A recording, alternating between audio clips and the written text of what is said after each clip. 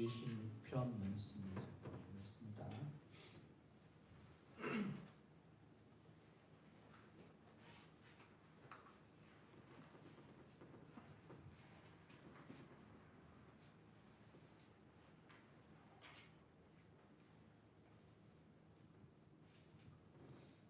여호와께서 시온의 포로를 돌리실 때에 우리가 꿈꾸는 것 같았도다.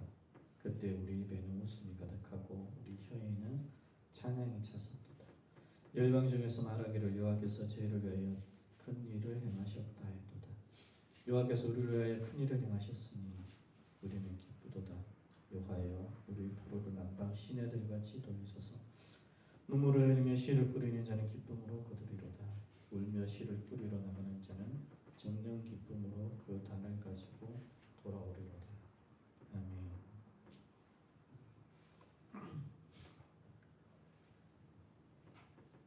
시편 126편은 하나님 나라의 회복의 시기에 우리가 소리 높여 불러야 할 노래라고도 할 수 있을 것 같습니다. 시편은 다양한 어떤 배경을 가지고 우리가 다보지만 126편 같은 시편들은 하나님의 나라가 회복되어야 할 시기에 우리는 어떤 노래를 불러야 되는가를 이야기하고 있는 것이겠죠.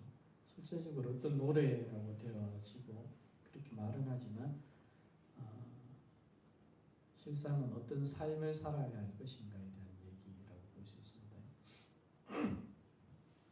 이 시편의 노래의 위대한 점은 바로 그 점에 있다고 볼 수 있겠죠. 노래이지만 삶을 이야기하고 있는, 삶을 담아내는 노래 이렇게 표현될 수 있고, 삶으로 나타나지는 노래 이렇게 얘기되어질 수도 있겠죠. 오늘 우리 시대의 교회하고는 굉장히 좀 맞지 않죠. 노래는 노래, 찬양은 찬양, 삶은 삶, 이런 경우가 참 많지 않습니까? 이거는 빼어는 알 것 없이 전부 다 이제 그런 쪽으로 흘러가고 있습니다. 그래서 한국 교회가 여전히 이제 무기력하고 무능력한지는 잘 모르겠지만, 삶을 담아내는 노래, 그리고 삶을 결단하는 노래,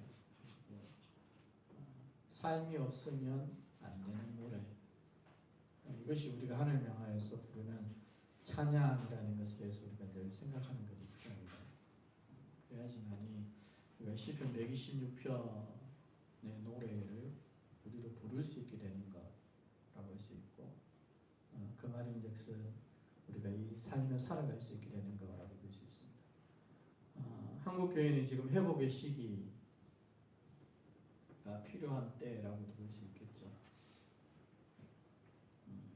그래서 이 회복의 시기라고 일컬어지고 있는 이 시대를 살아가고 있는 그리스도인된 우리가 불러야 될 노래 중에 하나가 시편 126편이라고 볼 수 있습니다. 그리고 이 시편 126편 속에서 우리는 하나님의 하실 일을 기대할 수 있는 것이고요. 또한 그 하나님이 하실 일을, 하나님이 행하실 일을 방해하는 모든 세력들, 모든 것들에 대하여서 우리가 어떤 기도를 해야 되고 어떤 마음을 가져야 할 것인가를 깨닫는 것들이 필요할 것이고, 이 회복의 시대에 그러면 그리스도인된 우리는, 교회는 어떤 삶을 살아가야 하는가에 대해서도 다시 우리가 배워야 할 것이고요. 그리고 근본적으로 우리가 어떻게 우리 하나님을 신뢰하고 믿고 의지하며 하나님께서 그 일을 행하실 것을 소망하며 삶을 살아갈 것인가, 이런 것들이 또 필요할 것입니다.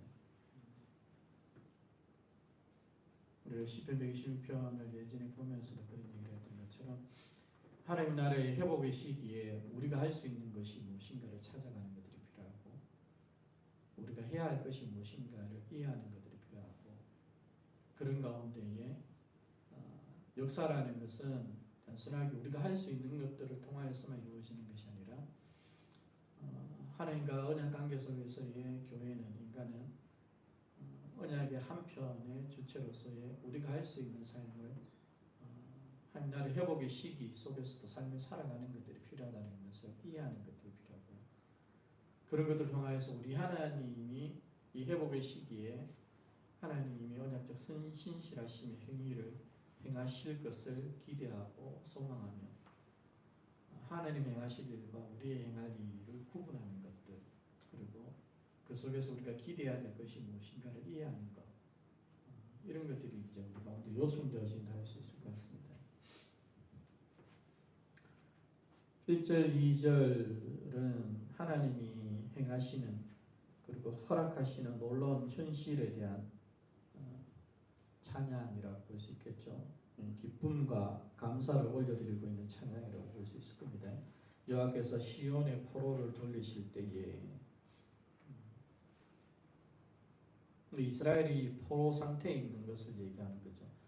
정확하게 이 126편이 배경으로 하고 있는 역사가 무엇인지를 이해하기는 좀 힘든 부분이 있지만 우리는 이 시온의 포로라는 어떤 것들을 통해서 바벨론 포로의 역사적 상황을 우리가 한번 생각해 볼 수 있을 것 같아요. 여호와께서 시온의 포로를 돌리실 때에 우리가 꿈꾸는 것 같았도다라고 얘기합니다. 하나님 백성의 삶이 1절에서부터 이제 나타나지고 있는 거라고 볼 수 있습니다. 하나님 나라의 흥망성쇠가 나의 흥망성쇠라는 것은 우리의 흥망성쇠라는 것을 명확하게 이해하고 있는 삶이 1절에서부터 시작되어지죠. 여호와께서 시온의 포로를 돌리실 때에 우리가 꿈꾸는 것 같았도다 라고 얘기합니다.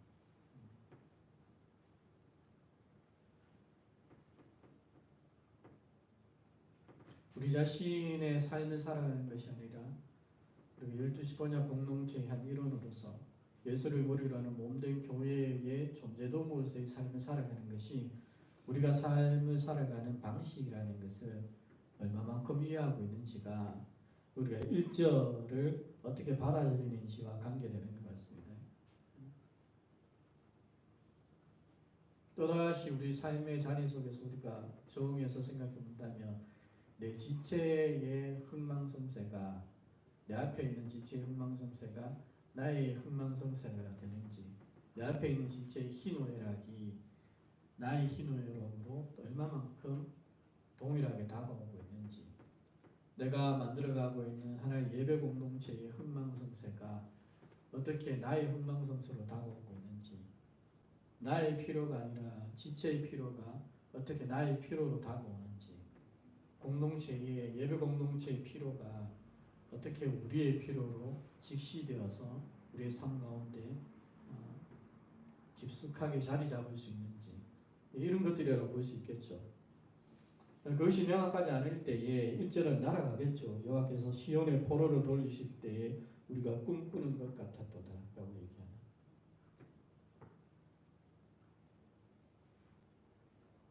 물론 시온의 포로 속에서 이 경우 같은 경우에는 많은 사람들이 곤란한 지경이 있으니까 이런 1절이 다가오는 어떤 부분들이 있을지 모르겠지만 실질적으로 역사가 계속 진행되죠.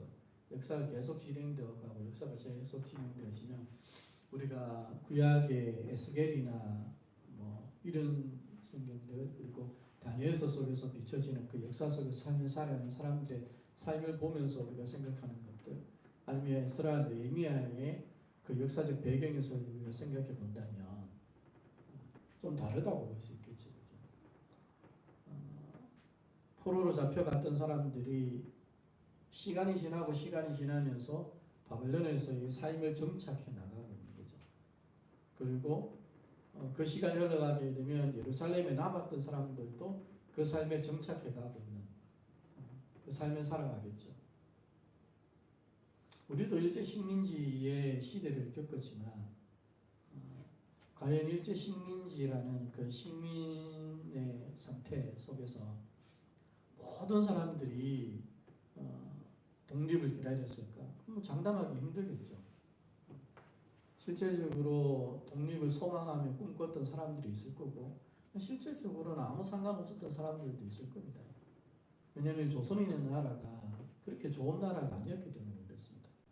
조선이라는 나라는 명확하게 계급제 사회였고 그 가운데서 상위의 어떤 양반들을 위하여서 굉장히 많은 하위의 백성들이 뭐랄까요?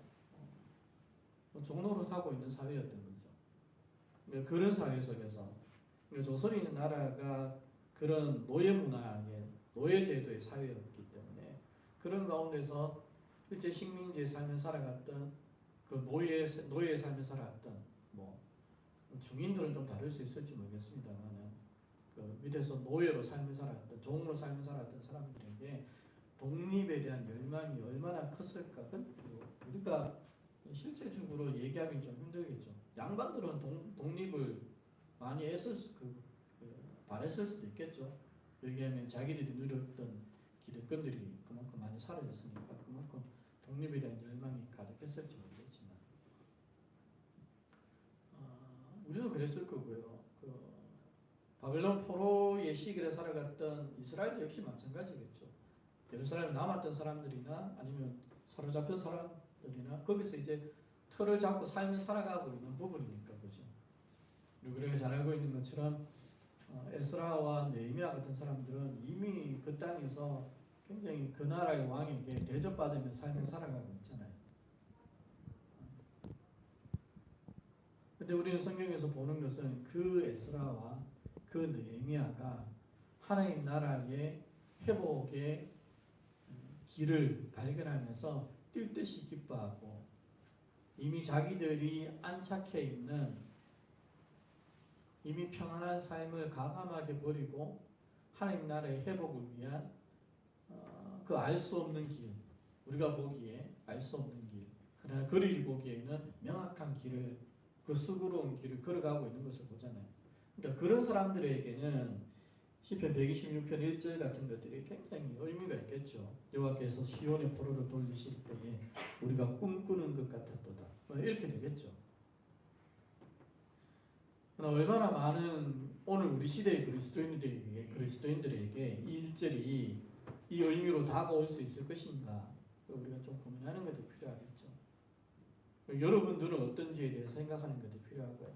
다른 누군가가 아니라 나는 이 1절의 시인의 고백이 나의 고백이 될 수 있는가. 여호와께서 시온의 포로를 돌리실 때에 우리가 꿈꾸는 것 같았다. 얼마나 기뻤던지 이게 얼마나 나에게 강력하게 다가왔던지 내 삶의 한 인간으로서의 내 삶의 가장 큰 소망이 여기에 있다. 이런 얘기를 하는 거잖아요. 과연 이런 삶을 살아가고 있는 그리스도인들이 얼마나 될까요? 하나님 나라에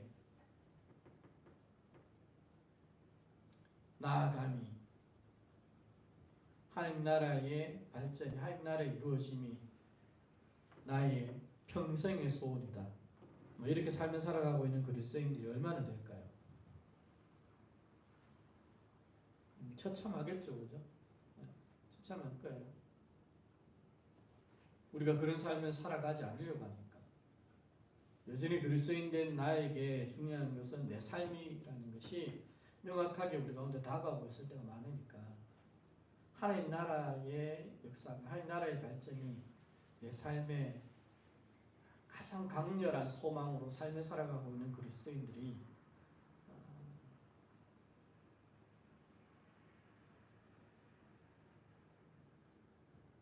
과연 몇 프로 있을까? 이렇게 생각해 보는 거죠.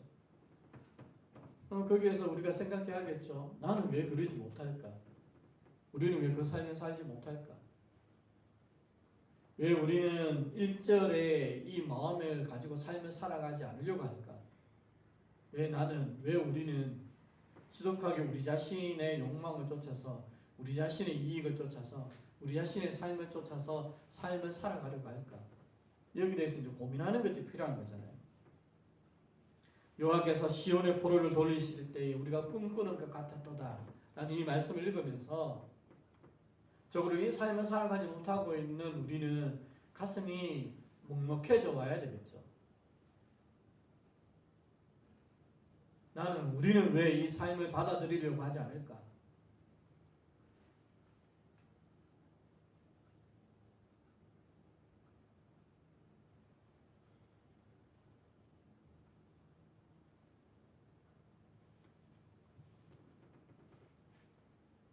한 인간의 신앙의 성숙도는 이런 자리에서 갈려지겠죠.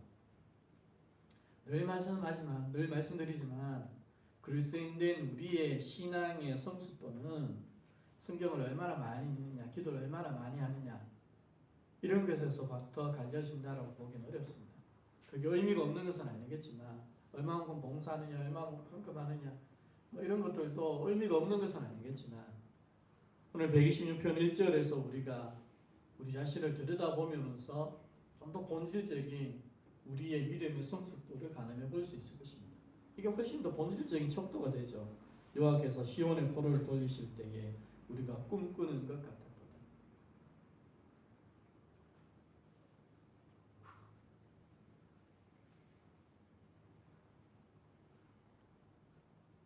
인간의 존재됨의 출발을 창세기가 노래할 때 너는 내 뼈 중에 뼈고 내 살 중에 살이라 하는 그 존재됨에서부터 출발하잖아요. 내 뼈에서부터 나온 뼈고 내 살에서부터 나온 살. 조금 더 신학적인 의미를 가미하게 되면 이런 의미가 된다고 했잖아요.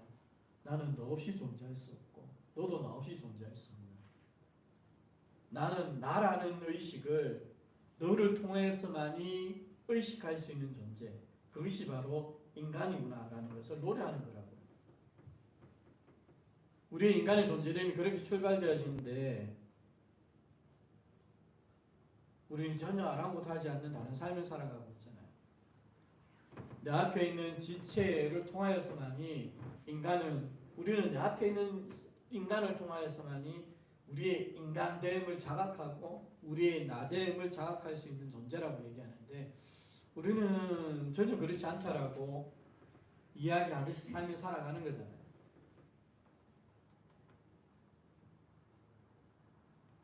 그런 우리의 삶 속에 여호와께서 시온의 포로를 돌리실 때에 우리가 꿈꾸는 것 같았다.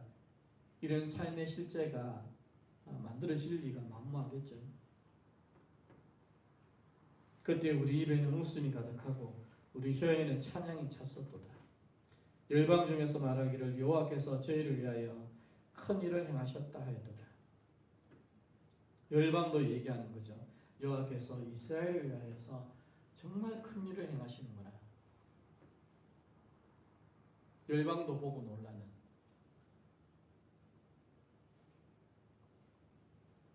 이 하나님께서 허락하셨던 하나님께서 행하시는 이 놀라운 일들에 대해서 시인은 하나님을 향한 찬양을 기쁨과 감사로 올려드리고 있는 모습을 보여주고 있습니다. 여호와께서 우리를 위하여 이런 큰 일을 행하셨으니 우리가 기쁘도다. 그리고 4절 여호와여 우리의 포로를 남방 시내들 같이 돌리소서라는 이 얘기는 이 하나님의 놀라운 일을 방해하는 모든 것들을, 모든 세력들을 하나님 쌍그리 처리해 주십시오라는 기도라고 볼 수 있습니다. 그게 우리 편에서 우리의 포로를 남방 시내들 같이 돌리소서라고 표현하고 있는 겁니다. 이스라엘의 우기 때에 비가 내리면서 급속하게 물줄기를 형성하면서 흘러내려가면서 큰 와디를 형성할 때에 그 속에 모든 것이 휩쓸려 내려가고 있는 그 배경을 해서 이 4절을 노래하는 거죠. 그러니까 우리는 그렇게 막 하나님 당신이 행하시는 역사로 말미암아서 당신이 이루어 가시는 그 역사에 우리가 몸을 맡긴 채 우리가 당신이 막 역사를 만들어가는 그 역사의 풍랑 속에 막 흘러가면서 그 역사를 방해하는 모든 것들을 다 휩쓸어 가십시오라는 기도가 4절이라고 할 수 있습니다.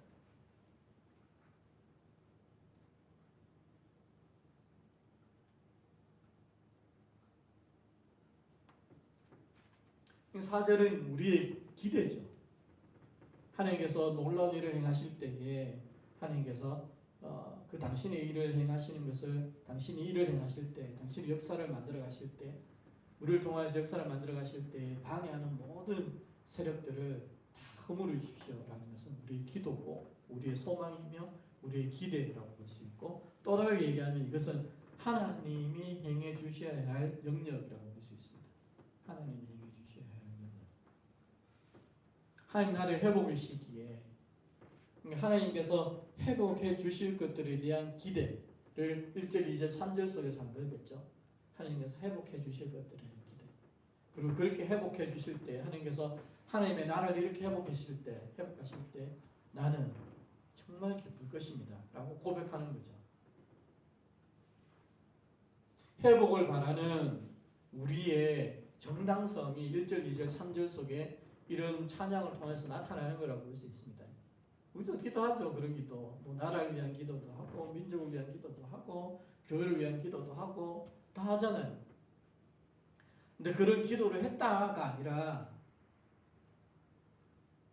정말 우리가 기도하고 있는 민족을 위한 기도, 나라를 위한 기도, 교회를 위한 기도에 우리가 얼마만큼 마음을 걸고 있느냐의 문제라고 볼 수 있습니다.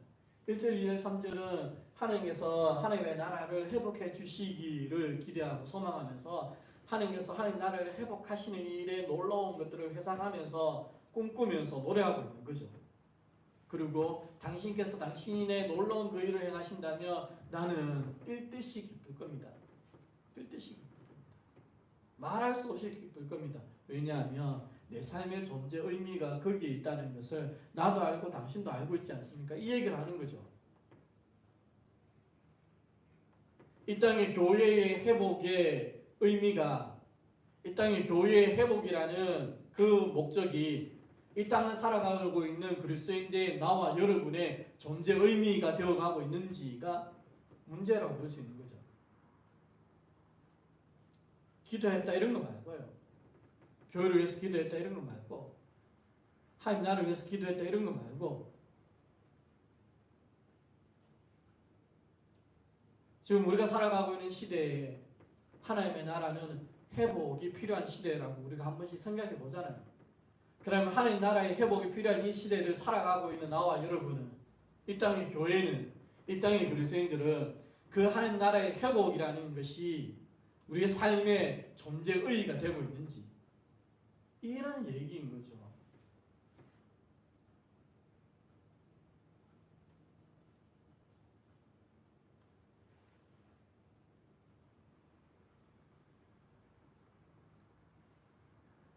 그것이 전제되어질 때에 우리는 명확하게 하나님 당신은 당신이 하실 일을 행하여 주옵소서라고 기도할 수 있는 거라고 할 수 있습니다.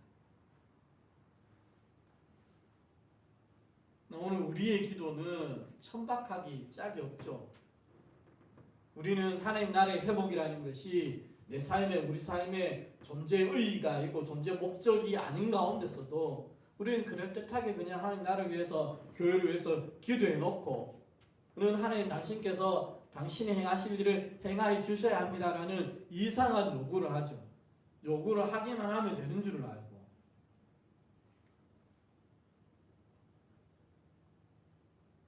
하나님 가라사대 니는 뭐 할 건데? 라고 묻지 않겠어요?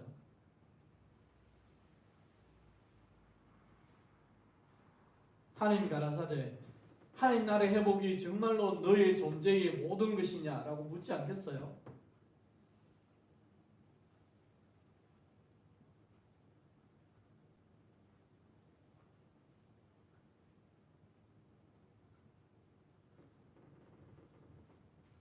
시편 126편은 1절에서 6절까지 어느 하나도 떨어져 있지 않습니다. 그 하나가 1절에서 6절까지가 하나의 의미로 연결되어 있는 거죠. 1절, 2절, 3절 따로, 4절 따로, 5절, 6절 따로 이런 게 아니죠. 하나님 당신은 당신이 행할 일을 행하십시오라고 하는 이 4절의 하나님 향한 요구와 기도는 1절, 2절, 3절의 삶을 살아가고 있는 한 나라의 회복이 곧 나의 존재의 목적이고 전부입니다라는 이 삶을 살아가는 것이 없는 가운데서는 4절이라는 기도는 그냥 허공을 치는 거라니까요.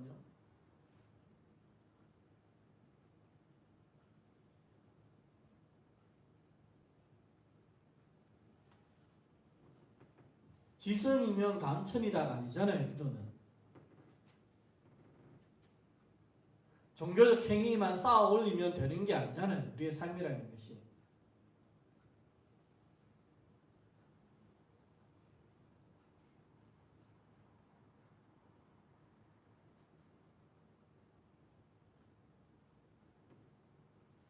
갈레리아스가 말씀하고 있는 것처럼 육체 안에다 심는 자는 육체로부터 거두는 거고 성령 안에 심는 자들만이 성령으로부터 거두는 것이 우리가 살아가고 있다고 하는 그리스도인된 삶의 존재됨이라고 얘기를 하는 거잖아요.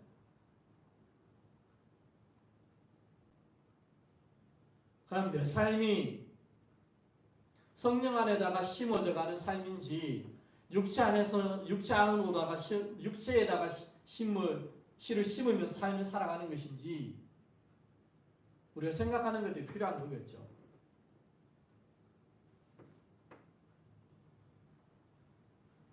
1절, 2절의 찬양이 1절, 2절의 우리의 이야기가 성령 안에다가 심는 것이 아니라면 4절은 기대할 수가 없습니다.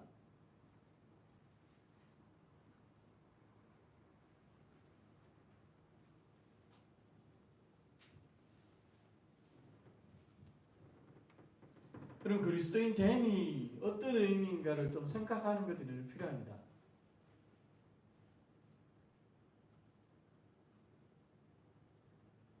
그리스도인이라는 것은 이 존재됨의 삶을 살아가는 자들이라고 얘기를 하는 겁니다. 그러면 우리는 우리가 이 존재됨의 삶을 살아가지 않고 받아들이려고 하지 않는 나 자신을 슬퍼하면서 가슴을 치면서 애통해야 하는 것이지 다른 방법이 없습니다.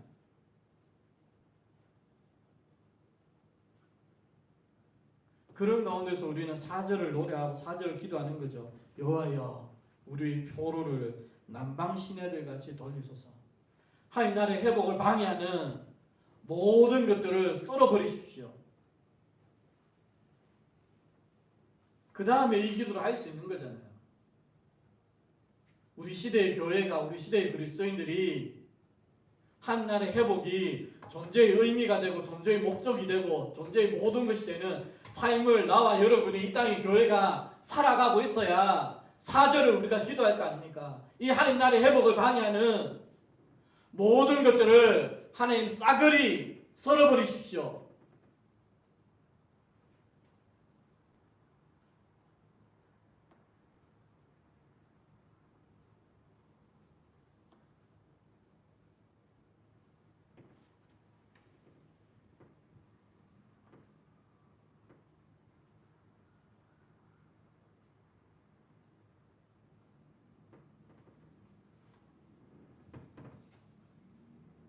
하나님 나라의 회복이 우리의 존재의 전부입니다 라고 고백하면서 4절에 하나님 당신의 행할 일을 행하여 주십시오 라고 얘기하고 5절 6절 자연스럽게 우리는 우리가 행하는 일을 하겠습니다 라고 얘기하는 거죠. 눈물을 흘리며 씨를 뿌리는 자가 기쁨으로 거두리로다. 울며 씨를 뿌리러 나가는 자가 정녕 기쁨으로 그 단을 가지고 돌아오리라. 우리가 이 확신을 할 수 있는 이유도 여기에 있는 거겠죠. 하나님 당신은 4절을 행하십시오. 왜요? 그 하나님 나라의 회복이 우리의 존재의이고 존재 목적이고 당신의 목적이기도 하지 않습니까? 그러니 당신은 4절을 행하십시오. 우리는 5절과 6절의 삶을 살아가겠습니다. 하나님 나라의 회복을 위하여 당신은 4절을 행하시고 하나님 나라의 회복을 위하여 우리는 5절과 6절의 삶을 살아가겠나이다. 이게 역사라는 거죠.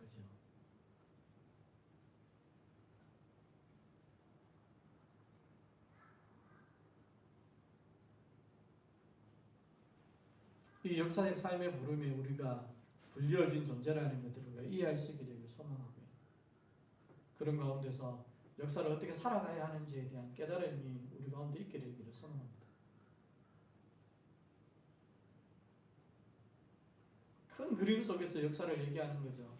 하나님 나라의 회복 시기에 시편 126편의 시편 기자가 그 하나님 나라의 회복에 어떤 노래를 불렀는가, 어떤 삶을 살아갔는가를 소개하고 있고 큰 그림을 보여주고 있지만 울며 씨를 뿌리는 하나님 나라의 회복기에 하나님의 백성들이 하나님 나라의 교회가 우리들이 살아가야 할 삶은 분명하고도 명확하지만 역사는 이보다 훨씬 더 복잡하죠.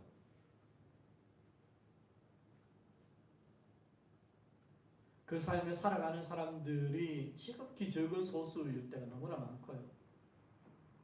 그런 가운데서도 하나님은 어떻게 역사를 만들어 가시는지를 다시 우리 가운데 보여주시는 장면들이 우리 가운데 소개되어지겠죠.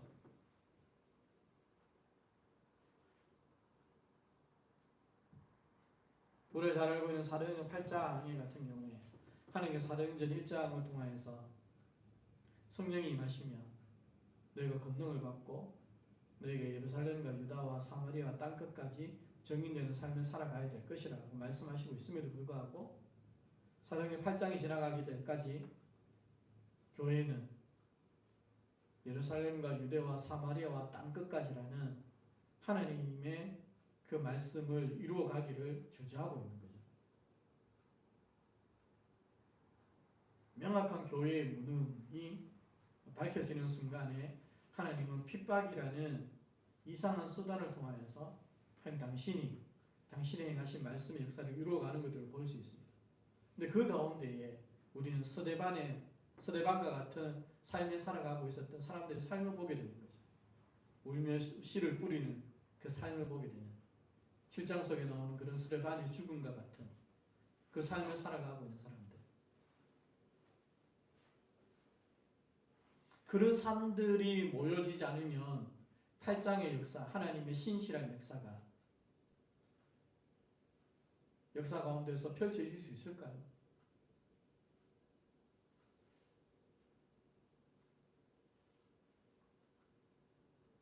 교회가 전체적으로 무능할 때, 그래 하나님의 말씀이 능력 있게 나타나지 못하게 될 때, 하나님께서 우리 가운데 주신 그 목적이, 그 사명이 이루어지지 않고 있을 때, 너희는 그 성령을 받아서 예루살렘과 유대와 사마리아 땅끝까지 내 정인되는 삶을 살아가야 한다라고 말씀하고 있으나 예루살렘과 유다를 떠나지 못하고 머물러 있는 그 교회의 무능, 역사는 일어나고 있는데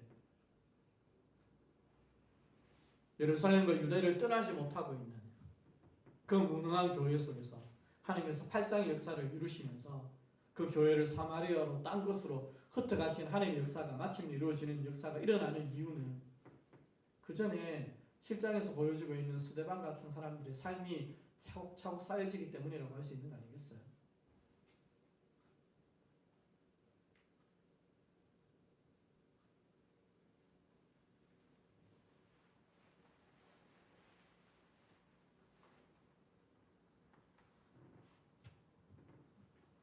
역사에 대한 좀 더 깊은 이해가 저 여러분에게 있을 수 있게 되기를 소망하고요. 또한 우리가 역사를 살아간다는 것이 어떤 의미인지에 대해서 다시 곱씹을 수 있게 되기를 소망하고, 그리스도인으로 살아간다는 것이 어떤 의미인지 다시 생각할 수 있게 되기를 소망합니다. 오늘 시편 126편을 통하여서 우리는 우리의 존재의 의미와 목적을 어디에 두고 있는지, 우리가 어디에 둬야 되는 사람인지, 우리가 누구인가를 다시 깨달을 수 있게 되기를 소망합니다. 하나님 나라의 회복이, 하나님 나라의 유지가, 하나님 나라의 발전이 저와 여러분의 그리스도인된 우리의 교회의 존재 이유라는 것을 깊이 자각하고 깨닫고, 나는 그런 사람이구나, 우리는 그런 존재구나 라고 이해하며 삶을 살아갈 수 있게 되기를.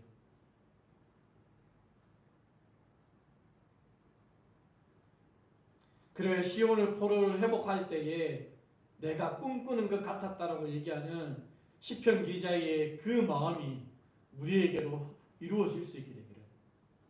빌립보서 2장이 우리 가운데 얘기하는 것처럼 그리스도인은 우리에게 하나님의 마음을 주셨다고 얘기하잖아요.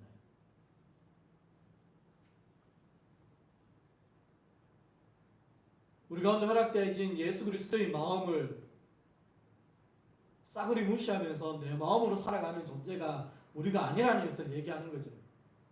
세상은 자기 마음의 삶을 살아가는 자들이라면 그리스도인들은 예수 그리스도의 마음으로, 우리 가운데 허락되어진 주어진 예수의 마음으로 삶을 살아가는 자들이라고 얘기하는 거죠.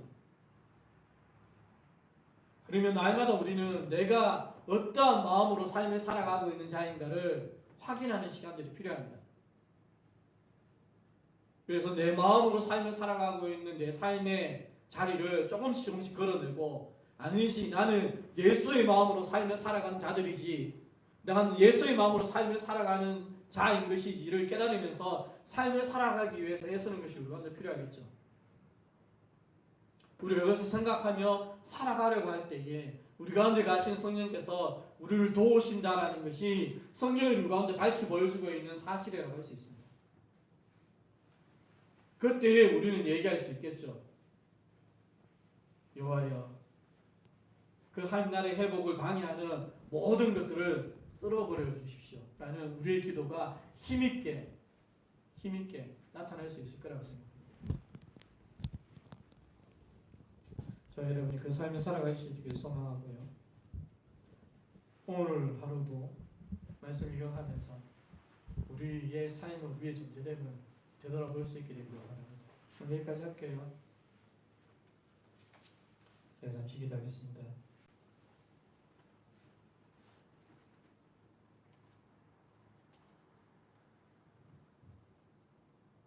여전히 우리가 누구인지를 이해하지 못하고 그저 우리 가운데 주어진 자유의지를 가지고 우리 자신을 위한 삶을 살아가기에 바쁜 우리의 삶을 당신 앞에 고백하며 다시 말씀을 통하여서 우리가 어떤 삶을 살아가는 존재인가를 깨닫나이다. 우리의 깨달음이 얼마만큼 우리에게 미칠지 알 수 없고 우리가 어떻게 또다시 걸어 옮겨갈지 장담할 수 없으니 우리 하나님 우리 한 사람 한 사람을 붙들어 주시고 우리를 이끌어 주옵소서. 예수님의 이름으로 기도합니다.